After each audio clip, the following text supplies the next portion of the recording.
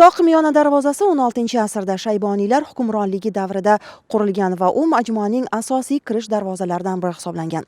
Biroq sobiq sho'rolar davrida mazkur darvoza yopib qo'yilgan va uzoq yillar u qarovsizlikdan ta'mirtalab ahvolga kelgan edi.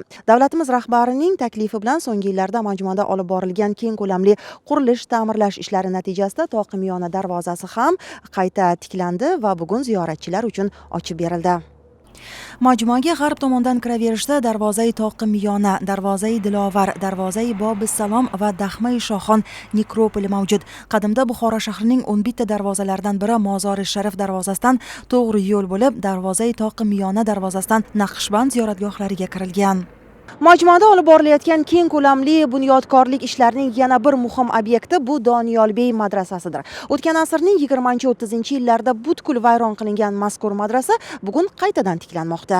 Madrasa Doniyolbey atoliq o'zlarining mablag'laridan shu madrasani qurganlar, hamda bu yerga talabalar o'qiganlar, hamda g'ariblar uchun alohida ovqat qilingan 1200 tanob yerni shu madrasaga vaqf qilganlar. Har kuni g'ariblarga, musofirlarga, ziyoratchilarga ovqat qilib berilgan. Buni vaqfnomasi ham yaqinda chiqqan edi. Xudo xolasa bu vaqfnomada Doniyolbey atoliq qarib qimmatbaho 50 dan ko'proq kitoblarni shu yerga vaqf qilgan ekanlar.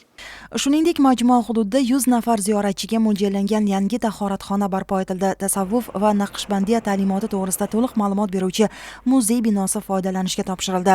Bahodir Naqshband dahmalarga olib boradigan yo'laklar va Dahmai Shohon devorlari to'liq ta'mirlandi. Bugun majmua qayta joziba kasb etgan holda ziyoratchilarni qarshi olmoqda. Hazrat Naqshband ziyoratgohidan yil davomida mehmonlarning qadami uzilmayapti.